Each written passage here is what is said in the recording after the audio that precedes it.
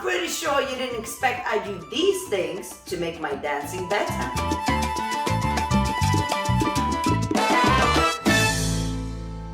Hello everybody and welcome to my channel. Rasa the dancer is here, and today's video is very important for me. I'll show you the things I do to make my dancing better. Now, if you're dancing just for fun and you're doing some classes just to have some social fun, that's absolutely beautiful. That's what the dancing is for. But if you're like me and you want to get better and you really want to take it a little bit more seriously, there are other things besides just learning dancing skills that helps you be a better dancer. And I will show you those things right now. So make sure you watch this till the end. These are the things I do to make my dancing better. Okay, so the first thing, the extra thing that I do for my dancing to get better is I work on my strength, okay? Now, strength and also kind of like power. The power is important, especially and strength for salsa, because when you're dancing salsa, there's a lot of strength and agility that comes from our legs. So what I do power explosive exercises that actually use just body weight. I don't like to train with weights in general. I don't like growing big muscles. I don't like also using weights because I feel like my body weight training works the best for me. Now, you have to find what works for you, of course, but this is my example, what I do almost every day. I get some breaks in between the days, but this particular exercise is my favorite because I love it the least. It's the most painful for me. I hate it with passion. That's why I love it. It works. It just works. So what I do power jumps. I'll show you quickly what it looks like and then I'll break it down for you, okay? So basically you go into a squat and then you jump up. It looks something like this.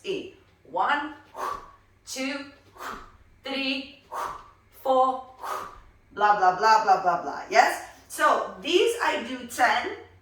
Then I will wait for a couple of seconds. Then I do 10 again. I'll wait for a couple of seconds and then I do 10 again.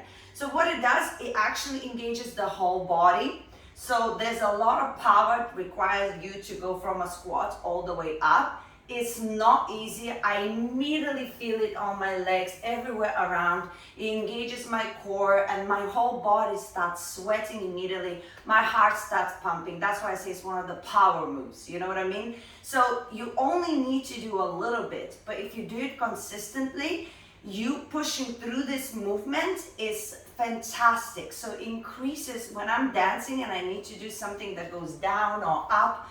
It's just so much easier for me because I'm already doing things like this. So one most important thing is to keep in mind, if you already have problems with knees, you have to be very careful to do anything squat related. Also, the placement is very important. So when you're doing the squat, you have to make sure that your knees are a little bit open, your heels are on the floor, and you're pushing the bum down and the knees are not going forward.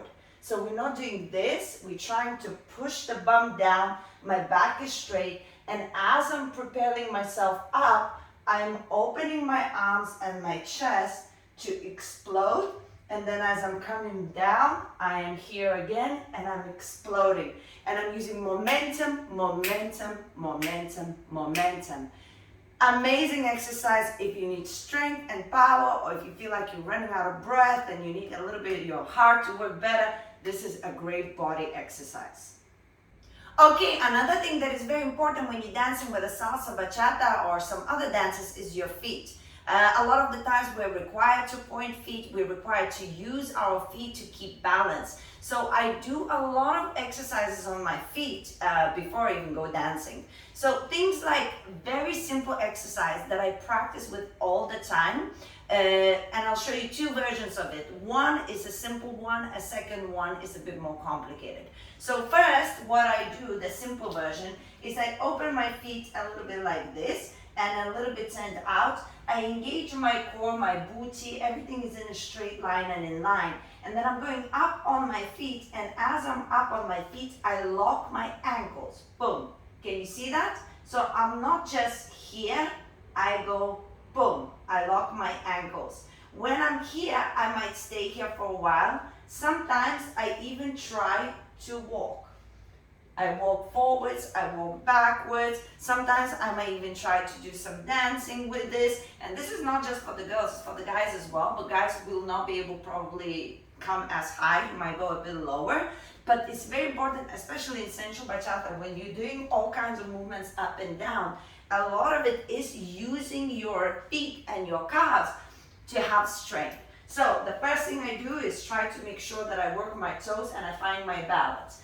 Then what I tend to do, I tend to go up and down. So I'm going up on my toes, and then as I'm going down, my heels go first, but then softly into my knees. And then from my knees into my toes. And then from my heels into my knees. And the key is to get that nice soft up and down. Up and down. You're gonna feel your calves exploding, but also what it does, it gives you balance, and it also gives you strength in your feet, and it gives you strength in your calves. So when you need to elevate and make the transition super smooth, you won't have that problem. Imagine you go to the class and they go up and down, and you're going up and down, and you're wondering why is it not happening? You don't have the right strength in your feet and in your calves to work your body in that way. You're not used to it. So this kind of exercise is super important. As I say, the simple one is just come up and then try to walk around a little bit to find your balance, and then just put it down. And then the second version is actually coming up and then softly landing. Up and landing. Getting that smooth transition without losing balance, keeping everything engaged, will help you so much with the balance. And final thing is the flexibility. That's what's makes the dancing more accessible. Is you being able to open your shoulders, you being able to open your hips, and how far you can stretch. It's so important. Even in your daily life, stretching is important. But now, a couple of things. I cannot do the whole, my stretching routine here, but I will link some videos. So make sure in the end you have a look at the stretching videos, because they're gonna be linked. But a few things I will say.